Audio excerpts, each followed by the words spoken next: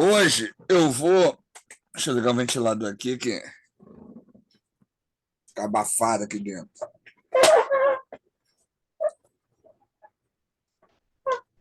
Hoje eu fiz os slides, que é um resumo do que a gente tem falado até hoje, né, sobre diaconia e sincronia, e dando mais alguns exemplos sobre a ideia de leitura sincrônica. A gente já falou, né, na semana passada nós conversamos um pouco, e hoje eu vou explorar um pouco mais, né, a ideia do que é a leitura sincrônica junto com vocês. A ideia hoje é deixar o mais claro possível, né, esses dois conceitos que são importantes, e eu sei que, assim, falando, às vezes só falando, né, sem dar exemplos, às vezes a coisa fica meio assim, muito no ar, né? Então, hoje eu queria dar mais exemplos, né, coisas práticas, sobre esses dois tipos de leitura que são comuns, né? As leituras diacrônicas, anacrônicas e sincrônicas são comuns. Nós já até fazemos, né, elas, só que às vezes a gente não sabe nomear. E é importante a gente saber onde está pisando aí, né? Então, essa ideia é legal para a gente realmente saber a metodologia que a gente está usando e também poder identificar as metodologias que um determinado livro, né, que um estudioso, que um pregador está usando, que isso ajuda também você a saber onde tá pisando, né, quem você está ouvindo e coisas desse tipo. Esses slides vocês não precisam copiar. Depois eu vou mandar para vocês, tá?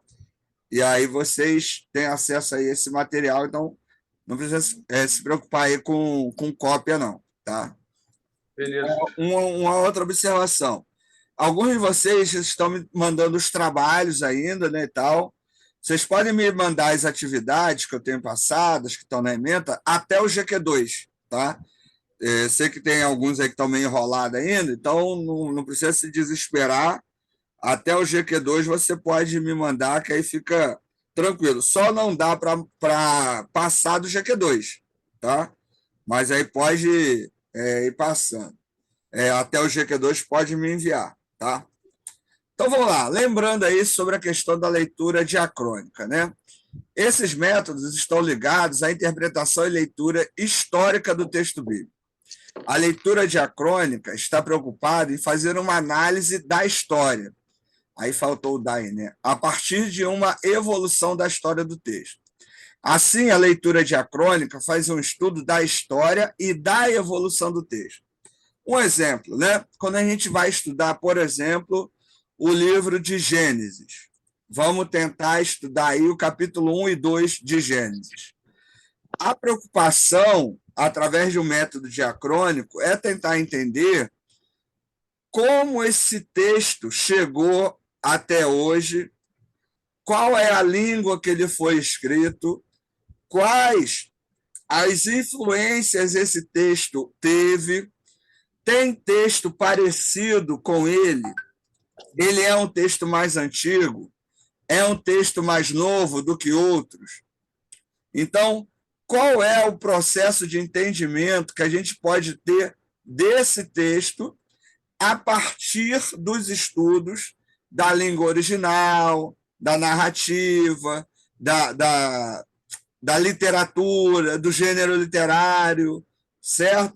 Então, na leitura diacrônica, eu vou estudar a história do texto e o processo de evolução desse texto.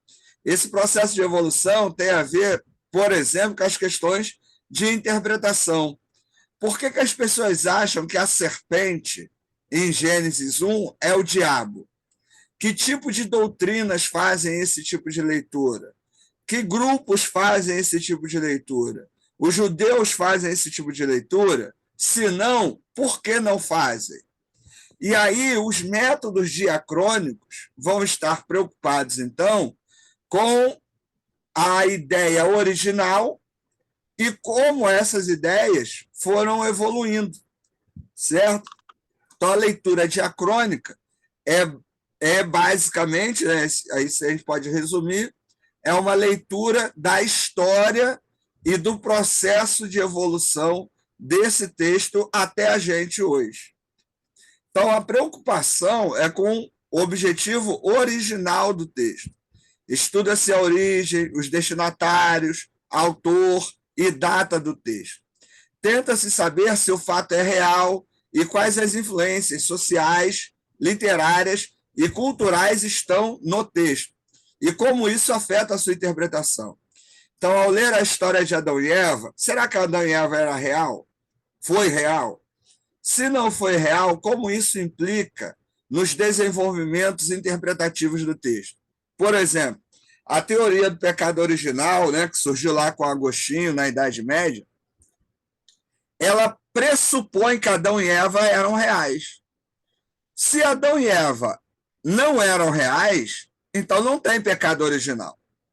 Então, essa doutrina do pecado original, ela não é válida, porque Adão e Eva não eram reais. Então, toda essa explicação de por que todo mundo é pecador a partir da doutrina do pecado original, ela cai por terra. Agora, se Adão e Eva eram reais, então a doutrina do pecado original tem lógica. E se eles eram reais, então a história da serpente é real e todas as outras histórias também são reais. Então, a leitura diacrônica, ela vai tentar, vai fazer perguntas, vai criticar, né? Vai fazer crítica ao texto, vai estudar ao texto para poder entender de que forma esse texto influencia nossas perspectivas teológicas hoje. Por exemplo, essa ideia do pecado original é uma ideia interessante, né? Porque a maioria das pessoas, quando tenta falar da origem do pecado, ou o que é o pecado, usa a história de Adão e Eva como um relato real. Quando você diz que Adão e Eva não existiram, ponto, acabou. Desconstrói tudo isso que as pessoas dizem. O engraçado é que muita gente que defende a ideia do pecado original nem sabe de onde surgiu, nem sabe quem escreveu, nem nunca leu nada sobre Agostinho, né, que era maniqueísta, entendia, né, essa relação do bem contra o mal, né, dessa guerra e tal. As pessoas não sabem nem a origem. E aí acabam embarcando nisso. E quando você fala que não existiu, né, Adão e Eva, a pessoa não consegue nem argumentar, porque não tem nem a base para poder argumentar em relação a isso. A leitura diacrônica ela vai fazer esse tipo de pesquisa. A Arca de Noé, quantas outras histórias, em tantas outras culturas, a gente tem a história de um barco que salva animais. A gente não tem isso só na Bíblia. A gente tem isso em várias outras histórias, né? Davi governou um grande reino, né? Onde que está isso? Quais as evidências arqueológicas disso? Quais as evidências históricas da existência de Davi? O êxodo, a história do êxodo, os milagres do Egito, aconteceram realmente da maneira como a Bíblia narra ou não? Se aconteceram, quais as provas? Quais as evidências históricas, arqueológicas, né, políticas, sociais, literárias desse evento? Então, os métodos diacrônicos vão estar nessa busca, certo? Da origem do texto, da história do texto e desse processo de evolução do texto. E como isso ajuda ou atrapalha as interpretações que a gente tem presentes hoje em dia. Então, esse seria um grande resumo aí de uma leitura diacrônica. Se você quiser saber se o livro que você está lendo, se o pastor que você está ouvindo, né, se aquele teólogo que você está estudando, ele possui uma leitura diacrônica do texto bíblico, é só você pensar se ele tem essa preocupação com a história e o processo de evolução, produção e construção do texto. Se ele não estiver muito preocupado com isso, provavelmente a leitura é anacrônica ou sincrônica. Tá certo? Deu para entender, gente? Alguém quer fazer alguma pergunta? Quer algum esclarecimento em relação a isso?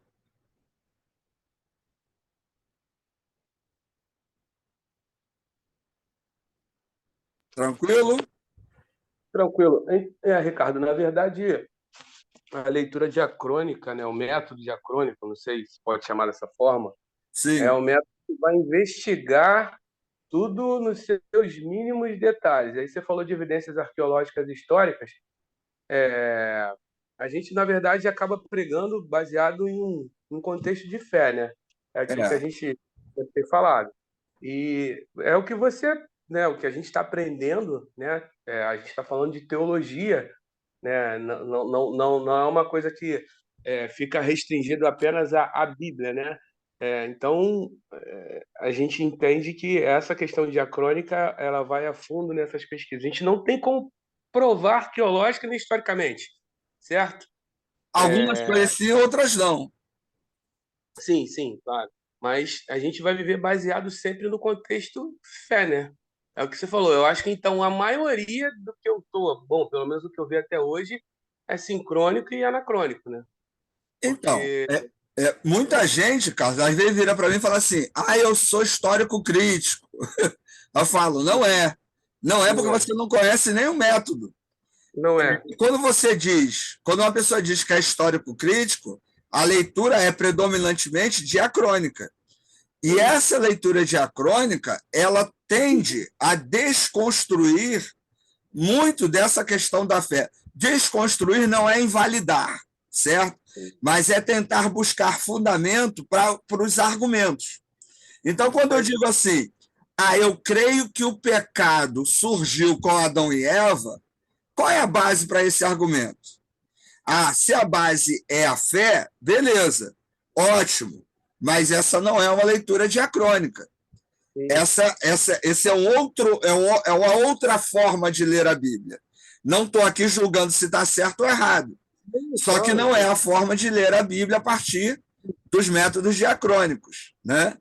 você dá o conteúdo conforme ele realmente representa. Você não pode levantar uma bandeira. Você está sendo imparcial. Você está ensinando o método. Então, Sim, entendeu? A ideia é essa. É porque, para a gente, eu pelo menos acho isso, né?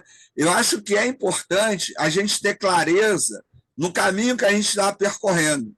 Porque, como eu já falei, né, das aulas, já ouvi muita gente falar assim: eu só prego exegeticamente, minha pregação é expositiva. Aí o cara prega sobre dízimo. Não tem como pregar sobre dízimo de Gênesis a Apocalipse se você faz pregação expositiva, se você faz exegese, se você faz uma leitura diacrônica. Porque o dízimo, conforme a gente traz nas nossas igrejas, não tem na Bíblia. Ele surgiu no século IV. E não é uma doutrina bíblica, é uma instituição, né, que surgiu dentro da igreja, a partir de uma interpretação alegórica do texto bíblico. Não estou dizendo que a gente não tenha que contribuir com as nossas igrejas, mas quando um tema desse, por exemplo, ele não respeita a história do texto. Então, se a pessoa prega sobre dízimo, né, dizendo que está na Bíblia, a leitura com certeza não é diacrônica, né? Não está lidando com o método histórico crítico. E aí você vai fazer ou o anacronismo ou a leitura sincrônica.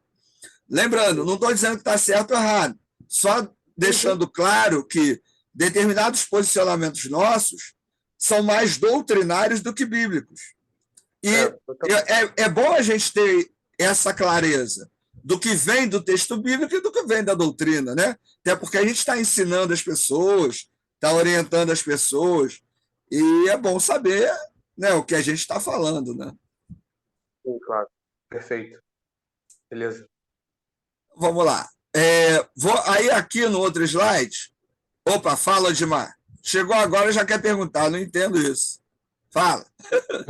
Era só para informar para vocês que o Odmar e a Adriana está presente. Todo mundo já viu, bobão. Mantenha-se calado. Chegou atrasado, mantenha-se calado. Vamos lá. Exemplos de métodos diacrônicos, né, do texto bíblico. Um exercício bom para você começar a fazer.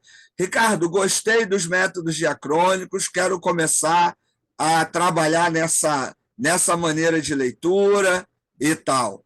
qual seria o melhor caminho aí?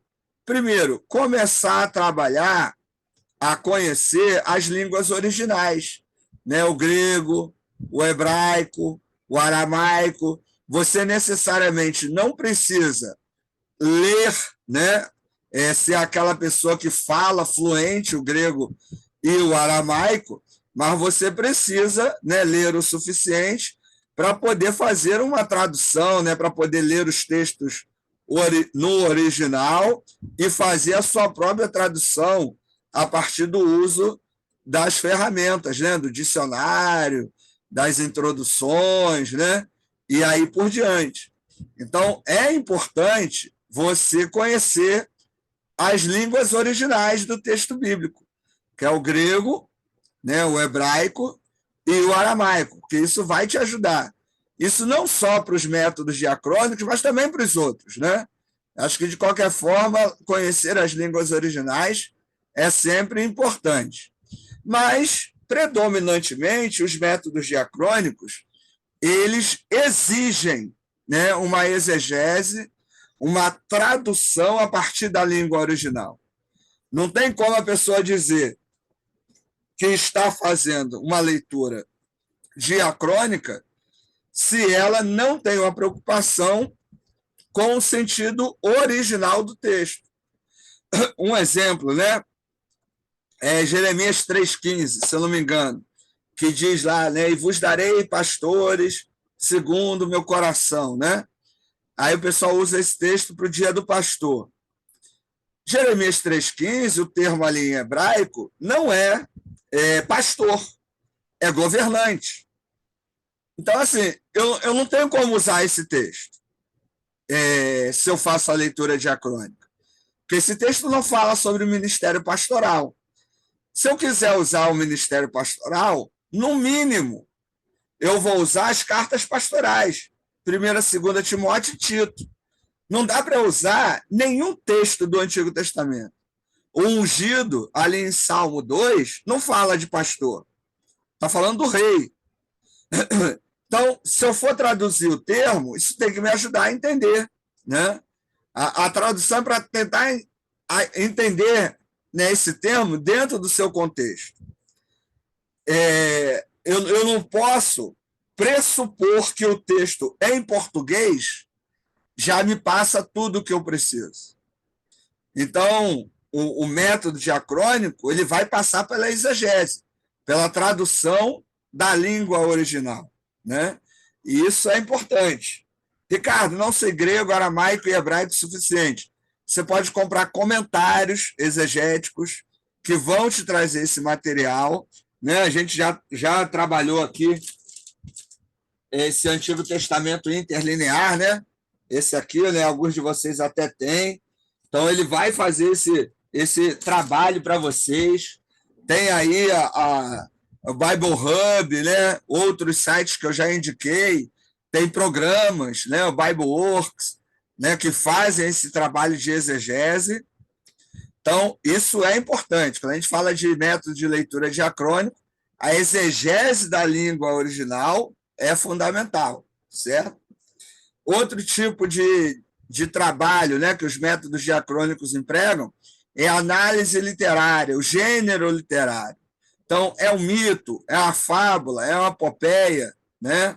É uma saga, é a narrativa, é uma literatura de sabedoria. Então, quando eu leio Salmos, né?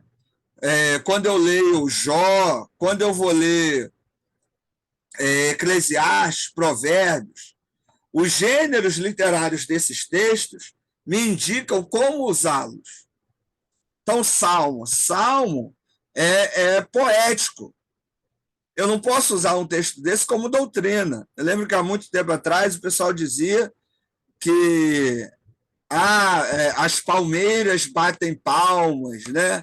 E aí o pessoal queria defender que podia bater palma na igreja, usava esse texto. Pô, é uma bobeira, né? Mas não é um texto doutrinário, é uma poesia, né?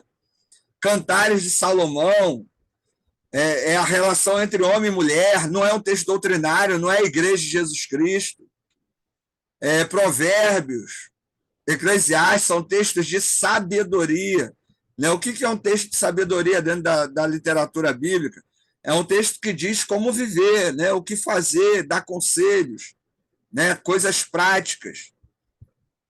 Então, sabendo desses gêneros literários, eu vou ler aquilo, vou entender que não é para repetir, né? Um mito. Um mito não quer dizer que a história é real. A mensagem é real, mas a história não é real. A história de Adão e Eva é um mito, é a mitologia, não é real.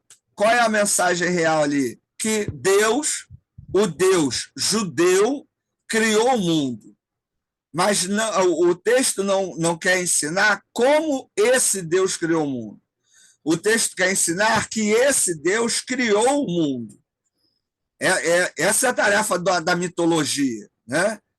É apresentar uma história de como as coisas foram criadas, tentando dar um sentido, uma razão, né?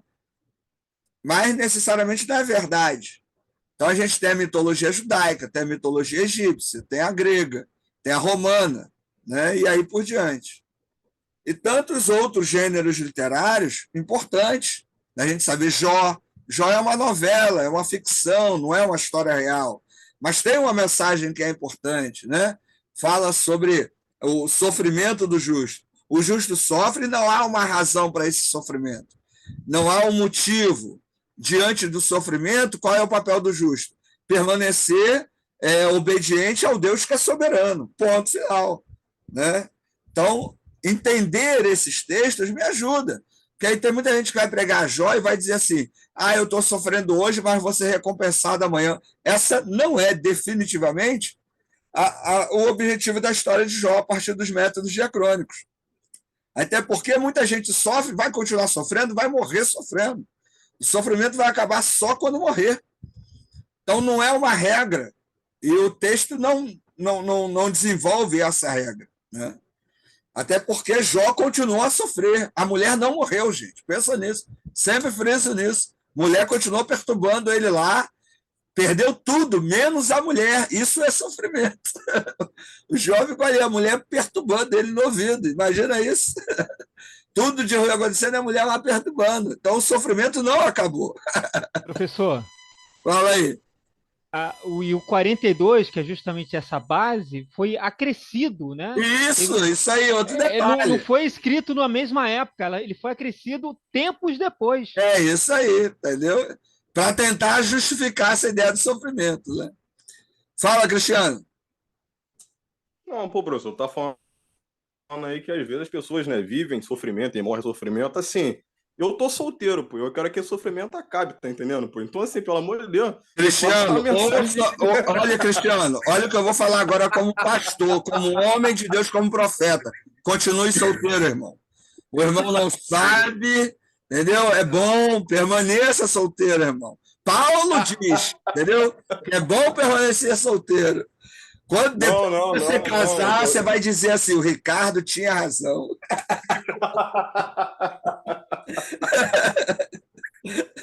Não, que eu quero sair dessa, em nome de Jesus. Eu sei que tá chegando a benção aí. Amém. Meu filhinho, isso não é sofrimento, não estou falando desse tipo de sofrimento, né, o miserável?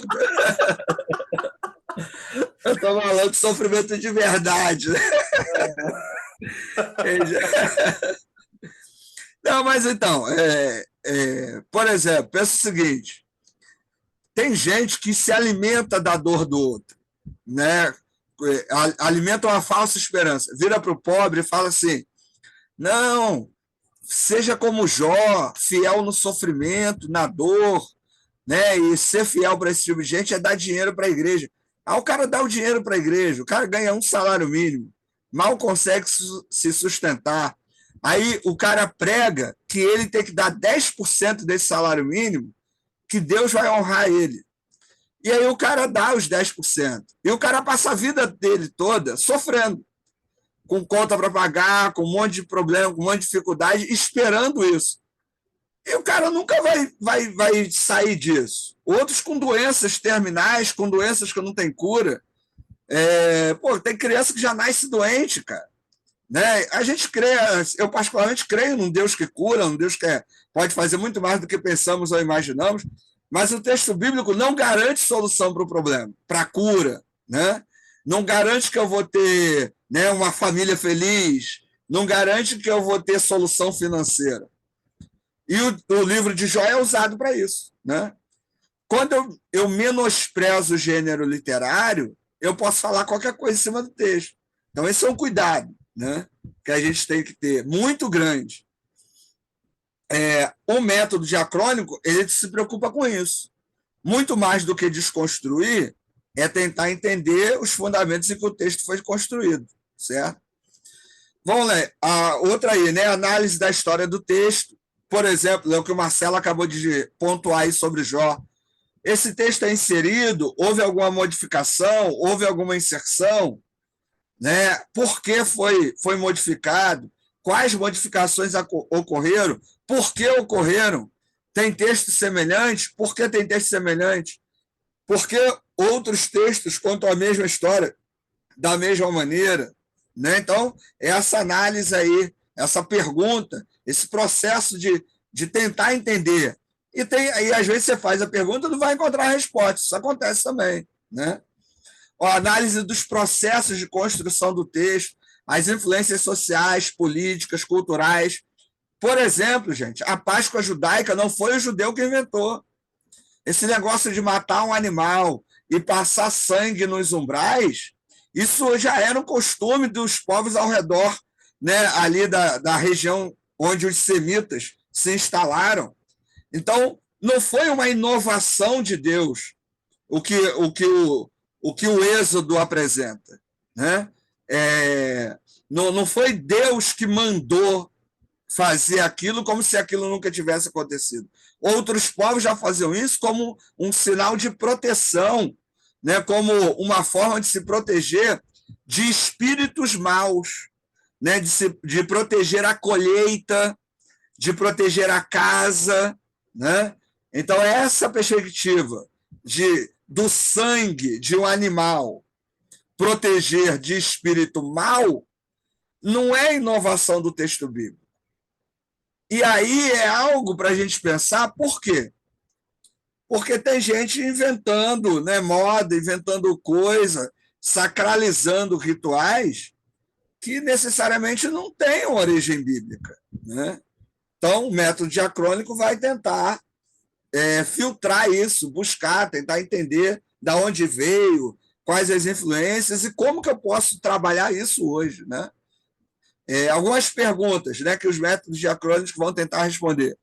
Quem escreveu, quando escreveu, para quem escreveu, qual o objetivo do texto e como entender a mensagem do texto. Né? Essas são perguntas que os métodos diacrônicos tentam responder. Algumas você tem resposta, outras não. Né? Por exemplo, a gente está estudando aí o livro de Samuel, né, em Antigo Testamento. Quem escreveu? Não sabemos. Não sabemos. Quando escreveu? Não há certeza. Então, a gente não sabe nem quem escreveu, nem quando foi escrito. Há teorias, há ideias, né, suposições, mas não sabemos. Mesma coisa no livro de Jó. Não sabemos. Livro de Daniel, também não sabemos. A gente não sabe muita coisa, a não ser que se encontre aí um manuscrito antigo com esses detalhes, mas até agora tem muita coisa que a gente não sabe. Né? Então, assim, são perguntas, né, que se fazem, mas necessariamente pode-se não ter as respostas. Então, os métodos diacrônicos, eles fazem essa caminhada aí. Né? Estão preocupados com a história e o processo de evolução do texto. E aí, com isso, o que eu queria deixar claro? É um método, a gente tem outros. Você não precisa concordar com isso. Né? Estou apenas te apresentando uma maneira de ler a Bíblia. Né? Lembrando que a matéria é metodologia exegética do Antigo Testamento. Então, essa é a forma, né, de se ler o texto bíblico, de se fazer exegese, né, de se trabalhar a hermenêutica. Pergunta, gente, até aqui, dúvidas, comentários, reclamações? Deu para... Não, só uma colocação, deu sim. Para quem é fundamentalista dogmático, o diacronismo veio para roubar, matar e destruir. Bom, Exatamente. Aliás, o texto de João 10:10, eu não quero ser estraga prazer, mas ele ah, não fala do diabo, né? Porque se cadê o você ler o Odimar? texto de João 10:8, ele está falando dos falsos mestres, falsos pregadores, Sim. e depois ele vai dizer que estes vieram para matar, roubar e destruir. Então, quem veio para matar, roubar e destruir são os falsos pregadores, e não o diabo, né? Só para, Cadê o Odimar? pequeno esclarecimento. Obrigado. Odimar, cadê você, Odimar? Deixa ele, rapaz, deixa ele quieto. Essa eu já sabia. Novo Testamento eu falo sobre isso, entendeu? Então, já tive aula de Novo Testamento com ele. Gente, está acabando o tempo aí? Vamos sair desse link, entrar no outro, e aí eu entro no sincrônico. Mesmo link aí, valeu? Eu vou ali e já volto, tá, gente? Não, volta nada.